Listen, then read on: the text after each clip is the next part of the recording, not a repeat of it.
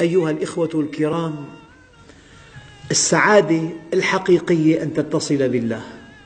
ومن أعرض عن ذكري فإن له معيشة ضنكا ونحشره يوم القيامة أعمى.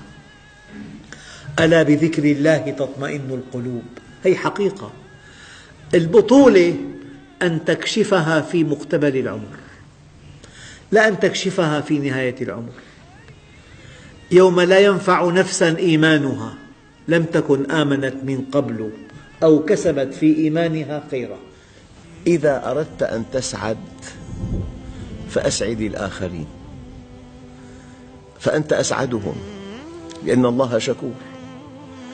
أنت حينما تفكر أن تقدم خدمة لإنسان، لحيوان، لنبات، أنت حينما تفكر أن ترسم بسمة على وجه طفل أو على وجه أسرة بائسة.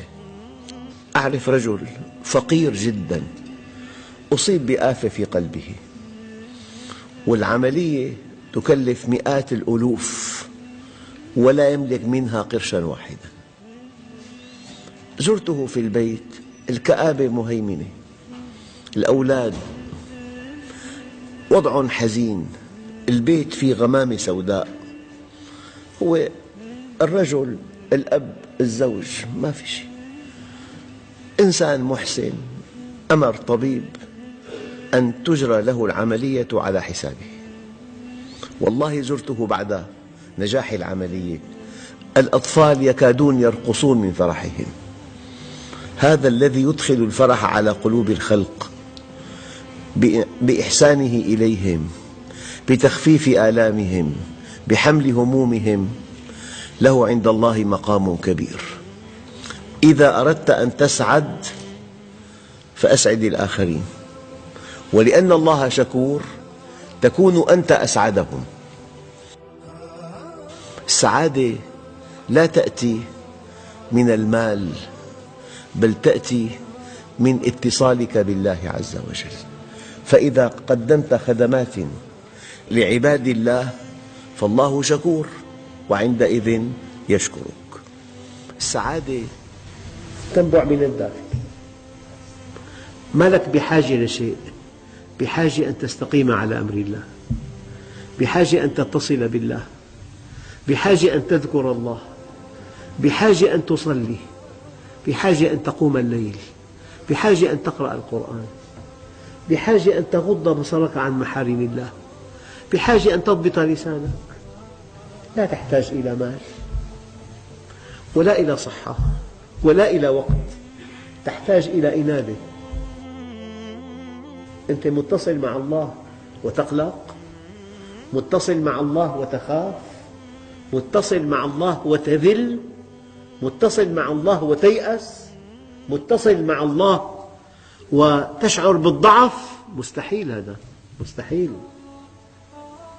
والله الذي لا إله إلا هو يمكن أن تصل إلى قمة السعادة وأنت بالمنفردة. السكينة، السعادة، التألق وجدها إبراهيم في النار. يا نار كوني بردا وسلاما على إبراهيم. السعادة والسكينة والتألق وجدها أهل الكهف في الكهف. السعادة والسكينة والتألق وجدها النبي عليه الصلاة والسلام في غار ثور. يا رسول الله، لقد رأونا. قال: يا أبا بكر، ما ظنك باثنين الله ثالثهما. والله أيها الإخوة، لو أذاقنا الله طعم القرب منه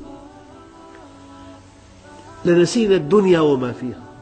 إذا كنت في كل حال معي فعن حمل زادي أنا في غنى. فليتك تحلو والحياة مريرة، وليتك ترضى والأنام غضاب، وليت الذي بيني وبينك عامر وبيني وبين العالمين خراب. فلو شاهدت عيناك من حسننا الذي رأوه لما وليت عنا لغيرنا. ولو سمعت أذناك حسن خطابنا خلعت عنك ثياب العجب وجئتنا. ولو ذقت من طعم المحبة ذرة عذرت الذي أضحى قتيلا بحبنا. ولو نسمت من قربنا لك نسمة لمت غريبا واشتياقا بحبنا.